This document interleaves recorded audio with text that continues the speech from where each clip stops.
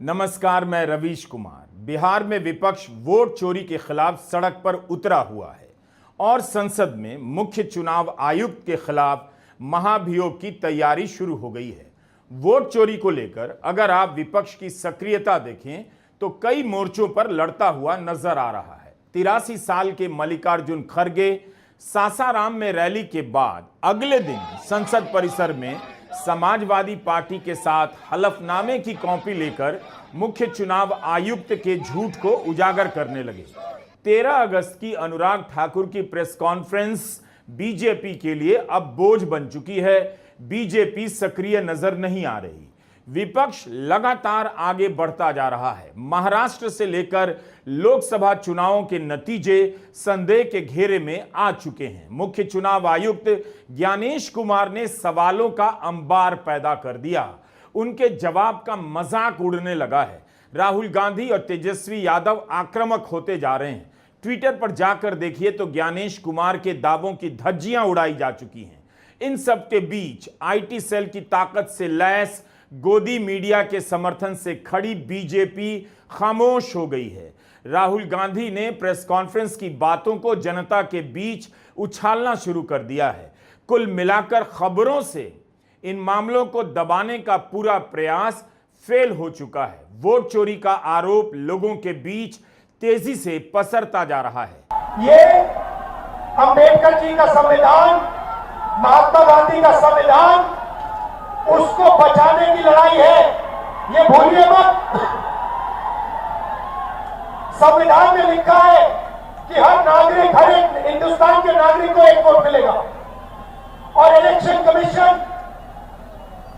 जिंदों को मार रहा है। देखा आपने मेरा वीडियो? देखा?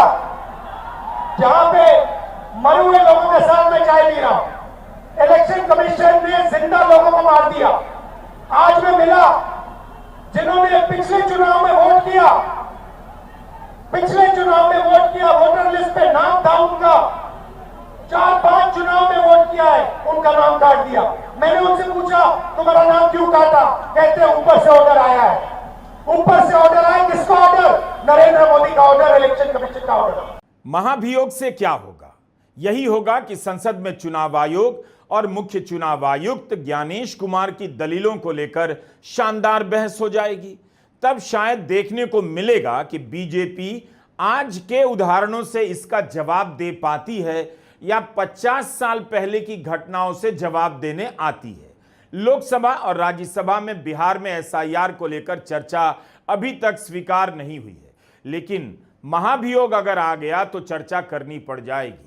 इस बहस का एक फायदा तो होगा कि जनता चुनाव आयोग की दलीलों का महा ऑपरेशन देख सकेगी। 17 अगस्त की प्रेस कॉन्फ्रेंस पर हमने उसी वक्त 34 मिनट से ज्यादा का वीडियो बनाया, लेकिन अब लगता है कि ऐसे कई वीडियो बनाने की जरूरत है।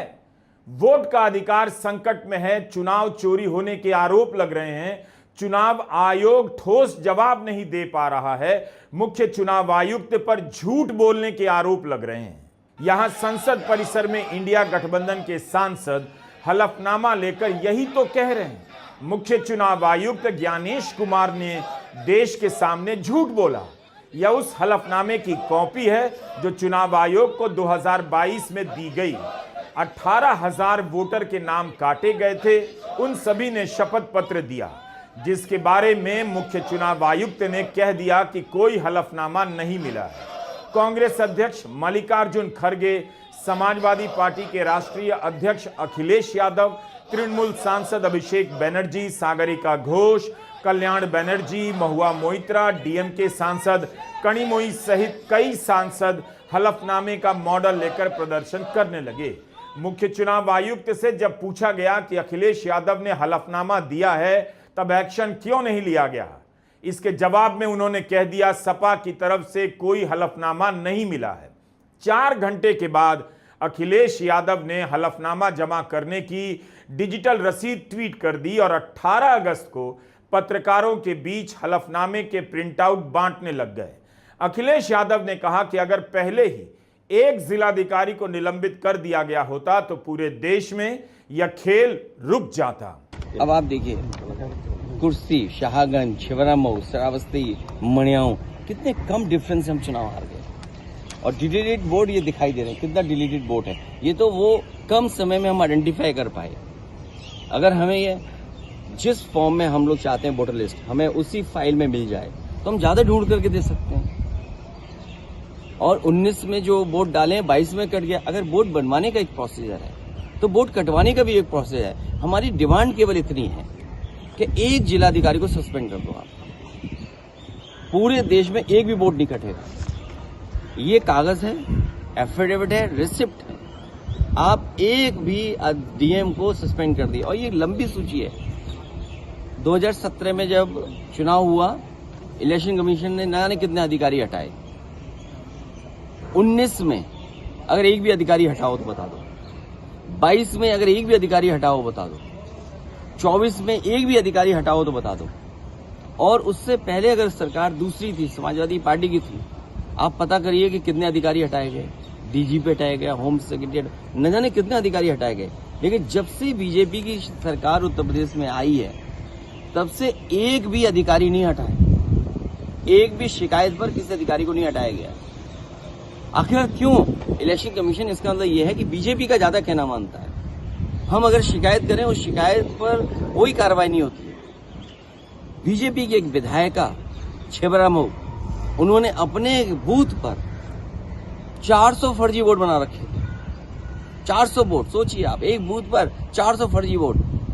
हमने अपने कार्यकर्ता लगाया, जिम्मेदारी से काम किया, वोटर लिस्ट में ढूंढे, 200 से ज्यादा वोट कटवाए हमने।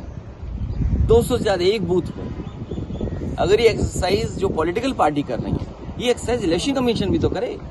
17 अगस्त को चुनाव आयोग की प्रेस कॉन्फ्रेंस से पहले ही अखिलेश यादव ने ट्वीट किया, अभी तक सपा के हलफनामों का जवाब नहीं आया है।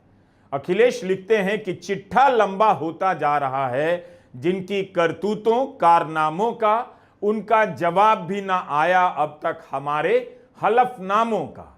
प्रेस कॉन्फ्रेंस में जब जवाब आया तो समाजवादी पार्टी सन्न रह गई कि मुख्य चुनाव आयुक्त ने हलफनामा मिलने से इनकार कैसे कर दिया।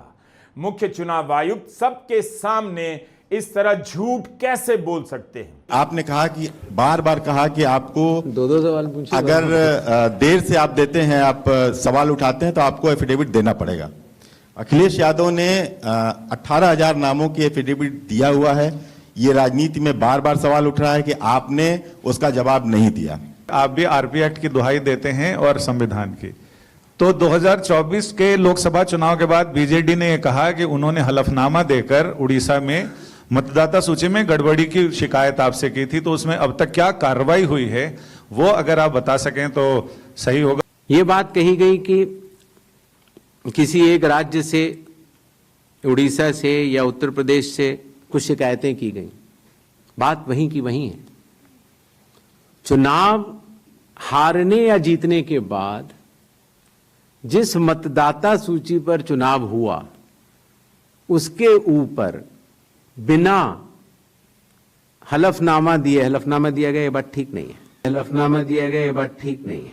हलफनामा दिया गया, ये बात ठीक नहीं है। बिना हलफनामा दिए, बिना ओथ दिए, सिर्फ एक पत्र लिख कर अगर हमारे बूथ लेवल ऑफिसर्स और एसडीएम्स और डीएम्स इनके कार्यशैली पर अगर कोई प्रश्न चिन्ह लगाता है तो ये गलत है। ज्ञानेश कुमार ने ऐसा क्यों कहा? समाजवादी पार्टी तो हलफनामा और उसकी रसीद लेकर खड़ी हो गई है। अब जवाब दें या स्वीकार करें कि उन्होंने झूठ बोला है। ज्ञानेश कुमार ने राहुल गांधी से कहा 7 दिनों में हलफनामा नहीं दिया तो आरोप निराधार मान लिया जाएगा। यह कौन सा कानून है कि हलफनामा नहीं देंगे तो आरोप निराधार मान लेंगे? चुनाव आयोग के किस मैनुअल में लिखा है? एफआईआर कर सकते थे, शायद इसलिए नहीं करने गए क्योंकि कोर्ट में सबूत देना पड़ जाता, या अब सबूत बचा भी ना हो। कुल मिलाकर देश की जनता कंफ्यूज हो गई है। अगर कोई नेता हलफनामा नहीं देगा तो क्या चुनाव आयोग वोट चोरी होने देगा? फिर आयोग किस लिए है? अगर किसी राजनीतिक एजेंट को मिलाकर वोट चोरी कर ली गई तो क्या चुनाव आयोग चोरी होने देगा? फिर तो राजनीतिक एजेंट को ही इलेक्शन कमिश्नर घोषित कर दिया जाए और उसे बंद गला का सूट सिलवाकर मुफ्त में दे दिया जाए। सर, जैसा कि आपने कहा राहुल गांधी के बारे में कि हलफनामा देना होगा,